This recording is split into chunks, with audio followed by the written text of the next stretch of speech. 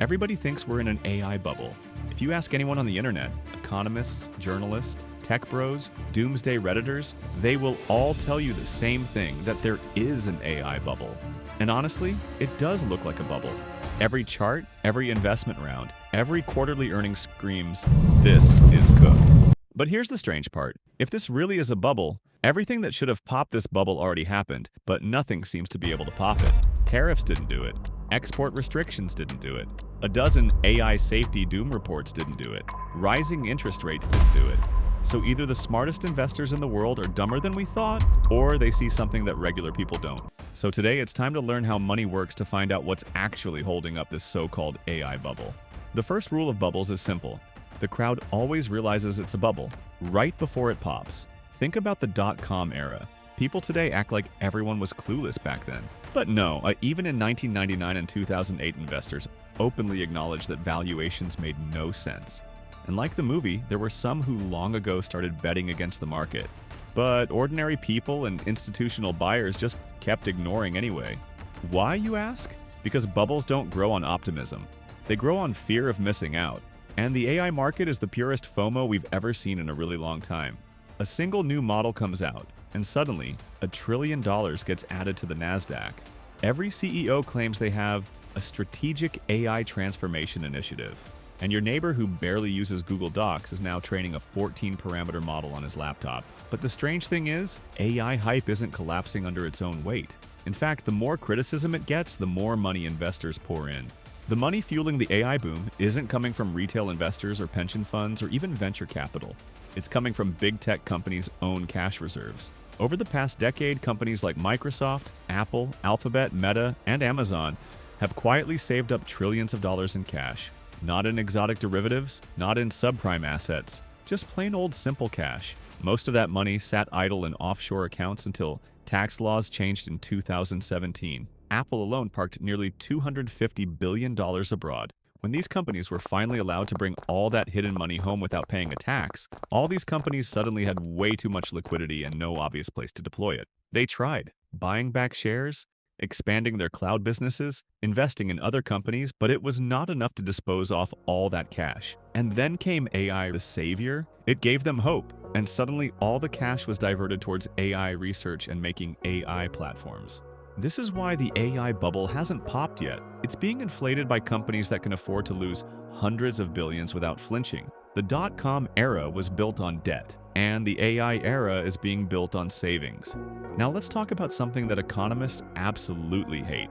AI is being propped up by circular financing. Here's how it looks. Confused? Let me help you out with an example. See NVIDIA invest $300 million in OpenAI. Then OpenAI spends the money in buying computing services from Oracle, which ultimately leads to Oracle buying more NVIDIA chips. It's a perfect financial feedback loop. And yes, it's financially ridiculous. This is why even toxic, unprofitable, compute-guzzling AI startups still get funded. They aren't businesses. They are lottery tickets for trillion-dollar corporations. And when trillion-dollar corporations buy lottery tickets, the game doesn't end until they say it ends. Now let's be serious for a moment. Most AI companies today do not have viable unit economics. OpenAI loses money on nearly every ChatGPT query. Most LLMs cost 10 to 20 times more to run than they can monetize. Data center demand is outpacing global power capacity. And this information is not hidden. Every investor knows this. But here's the key. AI isn't being funded as a business. It's being funded as infrastructure. Just like railroads in the 1800s, highways in the 1950s, the internet in the 1990s, cloud computing in the early 2000s. None of those made financial sense at the beginning either. But they created the platforms that made future trillion-dollar companies possible. AI is the same. And when companies treat something like a geopolitical necessity rather than a financial opportunity, bubbles stop behaving like bubbles. Most bubbles collapse when regulation steps in. Housing bubble? Regulation stopped exotic loans. Dot-com bubble? Regulation exposed fraudulent accounting. Crypto bubbles? Regulators shut down the exchanges. But AI is the opposite. Regulation is actually fueling the bubble. How? If you read government statements closely, but especially from the US, EU, and China, you'll notice something.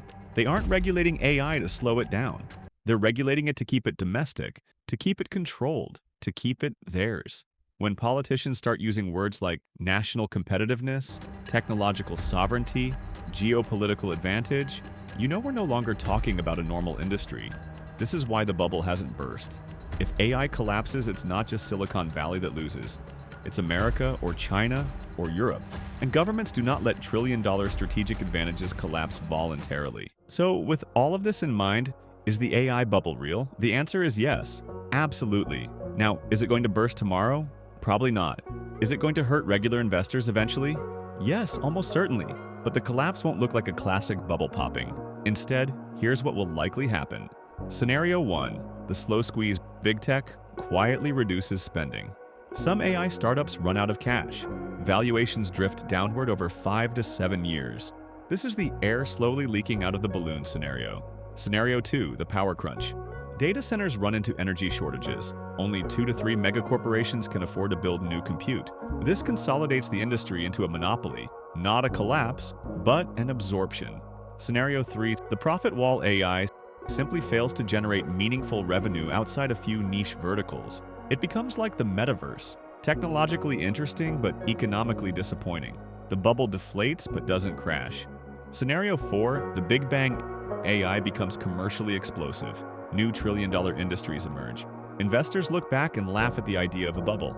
This is the holy grail scenario that keeps the money flowing. So after all this info, what do you think?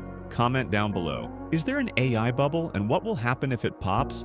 And who will ultimately lose the game? If you like this video, subscribe to the channel for more such wealth and tech videos.